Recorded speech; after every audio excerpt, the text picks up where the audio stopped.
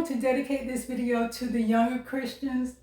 And the reason that I want to do this is because I noticed recently with a lot of things that's been going on that a lot of younger Christians, and not just the younger Christians, some of the older ones also, they're not basing their decisions on facts. They're not basing their decisions on truth. It's more about emotions, and they're following the crowd. They're following the group. Whatever is popular, whatever is going viral, whatever is getting the most likes and views, they're going in that direction. And you cannot base your life on that, because everything is changing and you can be led in the wrong direction. And that's the last thing you want to do as a Christian, is go with the crowd, go down the wide road. You want to stay on the narrow road. You want to stay on facts. You want to stay on truth. And I also want to share a video with you. To not let them open the road that gets Gazans out of harm's way. It's unbelievable. This is a death cult. They're killing Israelis, and every single Gazan death is also upon Hamas. The murderers of Israelis is Hamas, and the murderer of Gazans in Gaza right now, every single one of those deaths is on Hamas. They are the murderers of people in Gaza dying. So, but here's an interesting thing. They also want to die themselves. So they want to kill Israelis. They're killing Palestinians. They're trying to get as many Palestinians killed as well. And they want to die. They want to be martyred. This is a pure death cult. And a lot of people around the world don't seem to understand what motivates these people. And it's Islam. It's jihad. Like, people are like, oh, they're being oppressed, oh, imperialism, oh, liberation of Palestinians. It's none of those things. None of those can explain what's happening, what Hamas does. What explains it is jihad, is the martyrdom. It's a death cult. These people are for death. They keep telling us that they love death more than other people love life, more than you love life. They tell us we love death more than you love life. And that's what motivates them. Here with that video, you can see those two guys, they're ex-Muslims and they're also atheists. But one thing they did say that was true was that Hamas is a death cult. The only thing they value is death. They do not value life. And a lot of people that's going around supporting them, that means you also support their values, which is death. You support the fact that they're killing their own people, and you also support the fact that they're killing Israel people, innocent people, all for the love of death and not the love of life. And you can read in the Bible in John 10:10, and it says, "The thief come only to steal and kill and destroy. I came that they may have life and have it abundantly." So Jesus is about life. Jesus is about love. So you're either going to be on the side of Satan, which is about death, killing, stealing, and destroying, or you're going to be on the side of God. There's no middle ground. And so if you're out there supporting Hamas, if you're out there saying that Hamas is about overthrowing oppression, you're siding with Satan. We have had this conversation before about the spiritual realm, about the fight between good and evil.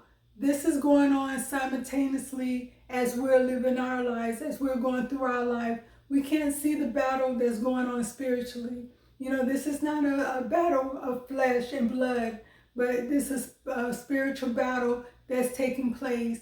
And so we have to be aware of that in this real world that we're living in, that simultaneously that battle is happening and it can affect our lives on this side of it. I also want to share another video clip from that same YouTube video. In that region, where do you see, you answer me this, where do you see, if we have a death cult, what is the opposite of a death cult? Because this is an ideological battle. Yes. So here, this is an ideological battle. This is not a military battle. You cannot destroy Hamas with bombs and bullets. You can defend yourself. You have to respond to it with militarily.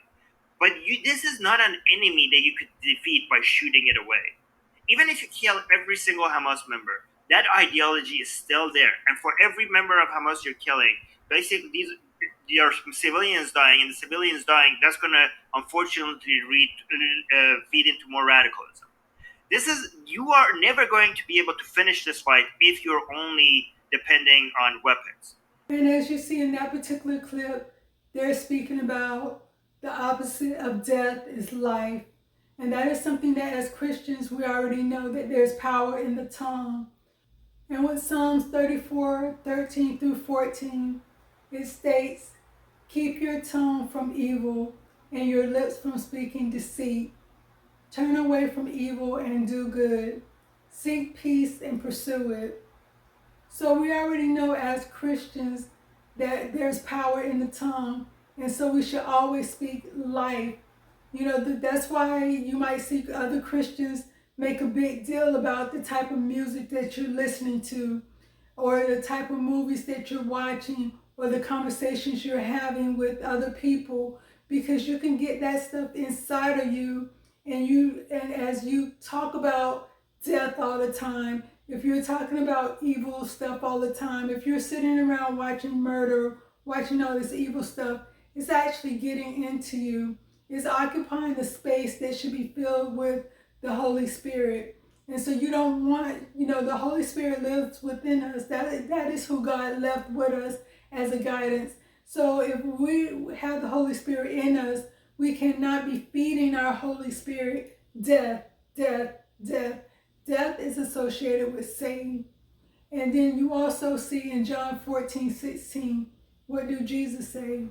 Jesus said to him, I am the way and the truth and the life. No one comes to the Father except through me. So if Jesus is the way, the truth, and the life, we're supposed to stand on that. We're supposed to stand on Jesus. We're supposed to stand on the truth. And so we need to be mindful of that as Christians, especially the younger Christian, because with me, I grew up in a generation where I did not have internet. I grew up with no internet, no cell phone. Any information that we wanted to know growing up, we had to go to the library. We had to look it up, go look through encyclopedias to find out about history and different things that was going on. We had to look on microfilms if we wanted to look at old newspaper or old magazines to see what information was in that. And it saddens me that y'all live in a generation where you have a cell phone, you have computers, and you can just type in information. You don't even have to get up out of your bed. And you can just type in and find out everything you need to know about this world. And a lot of people are so lazy, they don't do it. If it's not popping on social media, they don't know about it. If it's not popping on Instagram, TikTok, they don't care about it. But you need to, if information come across your screen, be curious about it. Say, I want to find out more about what's going on. I want to get more information, and look it up to make sure that the information that's being put in front of you is truthful information. Like I said, we had to get up out the house, get dressed, go to the library, and look through all this information just to find out one thing that we want to know. And take advantage of the time that you're living in and use that information, use that knowledge for good. And don't just be following the crowd. Have a strong foundation that you're standing on. You see all this information that the atheists are talking about. You see all this information that everyone is talking about. Jesus has already had that conversation. God has already had that conversation. It's in the Bible. And then just expand on that with other knowledge, but make sure it's factual. Make sure it's truthful. Be objective. Being objective is not necessarily saying that you like a certain group. Being objective is saying that I like the truth. I like the fact. You might not agree with a person. You might not like the person. But if they're speaking truth, how can you deny the truth? Don't deny the truth because of the person. That's like throwing out the baby with the bathwater. You don't want to do that. You want to take the truth and hold on to it. Because without truth, what do you have? You have nothing. You have air. You have all these falsities that's going to keep changing. You're going to keep blowing in the wind, going this way, that way. Whichever way the wind blows, that is the way these people are going to go. You don't want to be like that. You want to have that strong foundation. Jesus said he is the truth. He is the way. He is the truth. He is life. And so you want to stand on the foundation of Jesus and follow him. And that is the way you're going to get to the Father. And that's the way you're going to stop being drugged from different directions. You have a way of getting knowledge. You have a way of getting information. Take advantage of that. Look at that as a blessing that you have. You're born in a time that you have all this knowledge in front of you. And don't just, sweep it under the rug. Use it for what it's supposed to be for good. Use it to get knowledge. Use it to grow. Use it to expand yourself. And just don't listen to what someone else say just because it's popping, just because it's popular, just because that's what everybody else is into. So always stand on the truth. And always look for the righteous way to go. And don't fill your mind, don't fill your consciousness, don't fill your energy with evil, and don't go around spreading lies and spreading evil, because that's not good either. Peace.